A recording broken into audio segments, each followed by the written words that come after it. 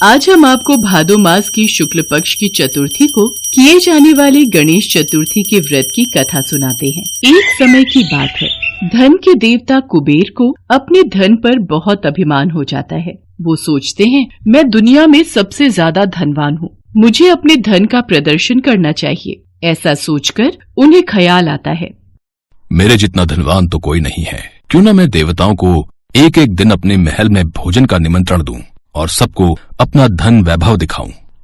ऐसा सोचकर वो सर्वप्रथम भोलेनाथ को अपने महल में भोजन करने का निमंत्रण देने के लिए कैलाश पर्वत पहुँचे। भोलेनाथ उनकी मंशा समझ गए। कुबेर का अभिमान समाप्त करने के लिए उन्होंने कुबेर से कहा, मैं आपका आमंत्रण स्वीकार नहीं कर सकूंगा, लेकिन मैं अपनी जगह गणेश को आपके साथ भेज देता हूँ। ये सुनकर कुबेर ने सोचा, मुझे तो अपना धन वैभव दिखाना है, भोलेनाथ ना सही, उनके पुत्र ही सही। हाँ, ठीक है, जैसा आप ठीक समझे प्रभु। वो गणेश जी को अपने साथ लेकर अपने महल पहुँचते हैं। महल पहुँचते ही कुबेर गणपति को अपना धन ऐश्वर्य दिखाना शुरू कर देता है। ये देख विद्या और बुद्धि के दाता गणेश जी कुबेर जी की मंशा समझ जाते हैं और अब जब गणेश जी खाना खाने बैठते हैं तो कुबेर उन्हें सोने की थाली में विभिन्न प्रकार के पकवान परोसते हैं। अब गणेश जी खाना खाना शुरू करते हैं। देखते ही देखते गणेश जी महल में बना सारा खाना खा जाते हैं। उसके बाद भी उनकी भूख शांत नहीं होती। वो कहते हैं, और खाना लाओ, अभी तो हमारा पेट भरा ही नहीं, हमें और भोजन ग्रहण करना है। महाराज, महल में बना सारा भोजन समाप्त हो गया है, घर में जो भी फल फूल आदि हैं वो ले आओ। कुबेर जी वो भी गणपति जी को दे देते हैं। उसे खाने के बाद गणेश जी कहते हैं, परंतु मैं तो अभी भी भूखा हूँ। अब कुबेर ये समझ जाते हैं कि मैं अपना वैभव और ऐश्वर्य प्रभु को दिखाना चाहता था, इसलिए गणेश जी मुझे सीख देना चाहते हैं। वो गणेश जी से हाथ जोड़कर माफी मांगते हैं और कहते हैं, प्रभु, मैं अब कभी भी अभिमानवश ऐसा कुछ नहीं करूंगा, हमें क्षमा कर दीजिए प्रभु। हमने आपको क्षमा किया। ये कहकर गणेश जी वहाँ से अपने घर कैलाश पर्वत के लिए निकलते हैं। अब क्योंकि गणेश जी ने बहुत सारा खाना खाया था, उनका वजन बढ़ जाता है। अब वो अपनी सवारी नन्हे से मूषक पर बैठकर अपने घर कैलाश पर्वत के लिए चलते हैं। गणेश जी के वजन को संभालते हुए मूषक धीरे धीरे चलता हुआ कैलाश पर्वत की ओर निकलता है। रास्ते में मूषक का संतुलन बिगड़ जाता है और गणेश जी मूषक से नीचे गिर जाते हैं तो उनके सारे कपड़े, हाथ पैर आदि गंदे हो जाते हैं। अरे, मुझे कहीं किसी ने देखा तो नहीं? आसपास उन्हें कोई नहीं दिखता, लेकिन उन्हें हंसने की आवाज आती है। अरे, आसपास तो कोई नहीं है, फिर ये हंसने की आवाज किसकी आ रही है? गणेश जी की नजर आसमान में चंद्रमा पर पड़ती है, जो उन्हें देखकर हंस रहे होते हैं। चंद्रमा को हंसता हुआ देखकर गणेश जी को क्रोध आ जाता है। वो क्रोध में चंद्रमा को श्राप दे देते हैं। तुम्हें अपनी सुंदरता पर बहुत अभिमान है, आज से तुम्हारा ये रूप नहीं रहेगा। गणेश जी के श्राप देते ही चंद्रमा कांतिहीन हो जाते हैं। ये देख चंद्रमा को अपनी गलती का एहसास हो जाता है। वो गणेश जी से माफी मांगने लगते हैं। मुझे माफ कर दो प्रभु, मुझे क्षमा कर दो, मुझसे गलती हो गई। बार बार माफी मांगने पर गणेश जी का गुस्सा शांत होता है। वो चंद्रमा से कहते हैं, मैंने जो आपको श्राप दिया है वो पूर्ण रूप से समाप्त नहीं होगा, परंतु महीने में एक दिन आप पर श्राप का पूर्ण रूप से असर दिखाई देगा और उस दिन आप किसी को भी दिखाई नहीं देंगे। तब से चंद्रमा अमावस्या के दिन किसी को भी दिखाई नहीं देता। गणेश जी आगे कहते हैं, इसके बाद आपकी कलाएं बढ़ती जाएंगी और पूर्णिमा के दिन आप अपने पूर्ण स्वरूप में दिखाई देंगे। फिर पूर्णिमा के बाद अमावस्या तक आपकी कलाएं घटती जाएंगी। इसके साथ मैं तुम्हें वरदान देता हूँ कि हर चतुर्थी पर जब मेरी पूजा होगी तब आपकी भी पूजा की जाएगी। आपको अर्घ्य देने के बाद ही चतुर्थी का व्रत पूर्ण माना जाएगा। आज गणेश चतुर्थी है और आपने मेरा अपमान किया है, इसलिए आज के दिन यदि कोई आपको देख लेगा तो वो कलंक का भागी बनेगा। तब से लेकर आज तक चतुर्थी के दिन चंद्रमा के दर्शन नहीं किए जाते हैं। ऐसा माना जाता है कि इस दिन कोई भी चंद्रमा के दर्शन कर ले तो उसे दोष लगता है। संतोषी की मां के गुजर जाने के बाद उसके पिता ने दूसरी शादी कर ली, पर संतोषी की दूसरी मां गायत्री कड़वे स्वभाव की थी। उसे संतोषी एक आंख नहीं भाती थी। एक बार जब देखो तब पूजा पाठ में लगी रहती है, जैसे भगवान गणेश तेरी ही सुनने को बैठे हैं और घर के काम मैं कर लूंगी। तुझे तो कोई चिंता ही नहीं है और तुमने बस एक गणेश की मूर्ति लाकर रख दी है और लगा दिया बेटी को पूजा पाठ में, जिससे घर के कामों से बच जाए। गायत्री, अगर संतोषी भगवान गणेश की पूजा करे तो उसमें क्या दोष? भगवान गणेश की पूजा करने से मन को शांति और सुख मिलता है। तुम भी इनका नाम लिया करो। मेरे पास और भी काम होते हैं, खाली नहीं हूं जो तुम दोनों के साथ अपना समय खराब करूं। संतोषी बिटिया, ला मोदक का प्रसाद दे दे, मैं दुकान होकर आता हूं।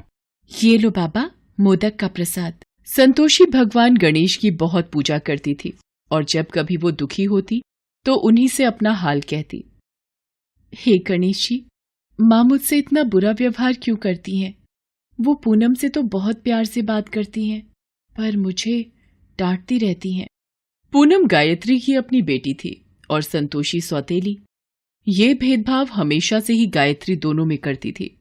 गणेश चतुर्थी के दिन आने वाले थे। लोग अपने घरों में गणेश प्रतिमा की स्थापना करने के लिए खरीदारी कर रहे थे। बाबा, मुझे भी गणेश चतुर्थी महोत्सव करना है, इनकी प्रतिमा की स्थापना करनी है।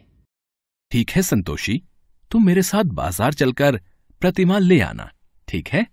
संतोषी खुश हो जाती है और भानु प्रकाश के साथ भगवान गणपति की प्रतिमा ले आती है।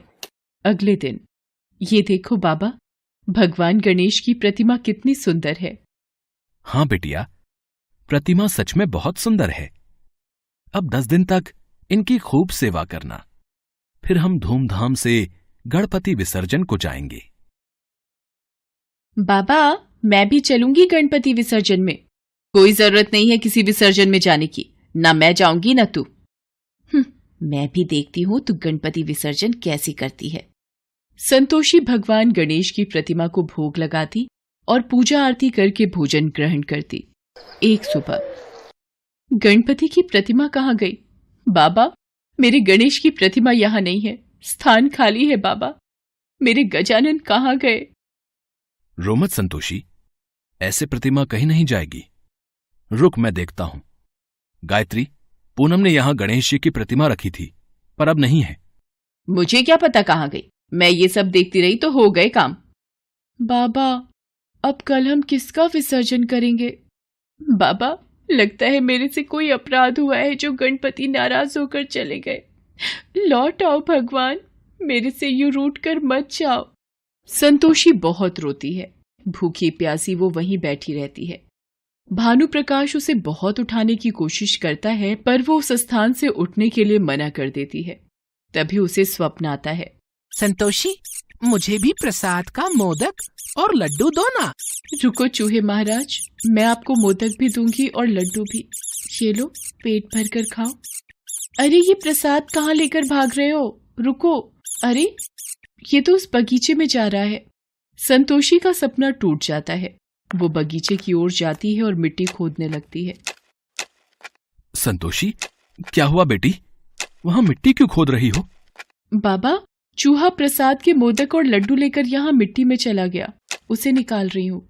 संतोषी जैसे ही मिट्टी खोदती है, संतोषी और भानु प्रकाश हैरान रह जाते हैं।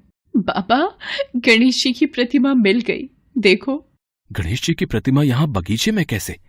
और ये हुआ कैसे? बाबा, अभी थोड़ी देर पहले सपने में एक चूहा मेरे पास आया और प्रसाद लेकर यहाँ भाग आया और यहाँ मेरे गणेश की प्रतिमा मिल गई। गणपति बप्पा मोरिया, मंगल मूर्ति मोरिया। हे मेरे देवा, संतोषी पर अपना आशीर्वाद हमेशा बनाए रखना। अगले दिन संतोषी और भानु प्रकाश श्रद्धा भाव से गणपति विसर्जन करते हैं। जब वो घर वापस आते हैं, हे भगवान, मेरे पेट का दर्द नहीं जा रहा। जानलेवा दर्द है, कोई कुछ करो। गायत्री, डॉक्टर ने जो दवाई दी है वो तुमने खा ली है ना? अब आराम आ जाएगा तुम्हें। गायत्री का पेट दर्द बंद ही नहीं हो रहा था। सुनो जी, दर्द ठीक नहीं हो रहा, कुछ करो। भानु प्रकाश पास के हॉस्पिटल में भी दिखा कर आता है, पर सारी रिपोर्ट्स ठीक थी। गायत्री की बीमारी कोई समझ ही नहीं पा रहा था। दर्द से मेरी जान निकल रही है, मेरा दर्द बर्दाश्त के बाहर हो रहा है, मैं मर जाऊंगी जी। गायत्री, सब जगह तो दिखा दिया है, मैं क्या करूं? रिपोर्ट भी तुम्हारी कुछ नहीं कह रही। माँ, ये गणपति विसर्जन के प्रसाद का मोदक खा लो, पेट का दर्द ठीक हो जाएगा। इतने बड़े बड़े डॉक्टर देख चुके हैं, दवाइयां ठीक नहीं कर पाई और तू ये मोदक दे रही है। गायत्री, अगर संतोषी कह रही है तो थोड़ा मुंह लगा लो प्रसाद। गायत्री जैसे ही मोदक का टुकड़ा मुंह में लेती है, उसके पेट का दर्द बिल्कुल ठीक हो जाता है। ये कैसे हो सकता है? मेरे पेट का दर्द गायब हो गया। मैंने कभी भी भगवान गणेश पर विश्वास नहीं किया, पर आज उनके नाम का प्रसाद खाकर मैं ठीक हो गई और मैंने उन्हीं गणेश भगवान की प्रतिमा को घर के बाहर मिट्टी में छुपा दिया ताकि संतोषी पूजा न कर पाए, और आज इसी के हाथों से प्रसाद खाकर मैं ठीक हो गई। गायत्री, तुमने हमेशा संतोषी को अपने से दूर रखा। तुमने गणपति महाराज की प्रतिमा को उनके स्थान से उठाकर मिट्टी में दबा दिया। शायद भगवान ने इसी बात का तुम्हें सबक दिया है कि कभी भी किसी के साथ बुरा बर्ताव मत करो। संतोषी गणेश की भक्त है, इसके हाथों तो पानी भी अमृत बन जाता है। संतोषी बिटिया, इधर आ मेरे पास, अपनी माँ को माफ कर दे। गायत्री संतोषी को गले से लगा लेती है। भानु प्रकाश और पूनम भी ये देखकर बहुत खुश होते हैं। गायत्री को अपनी गलती का एहसास होता है। सब मिलकर गणेश जी की पूजा करते हैं। गणेश चतुर्थी के उत्सव पर गणेश संतोषी के जीवन में खुशियां बिखेर जाते हैं। संतोषी की गणेश भक्ति का फल उसे प्राप्त हो जाता है।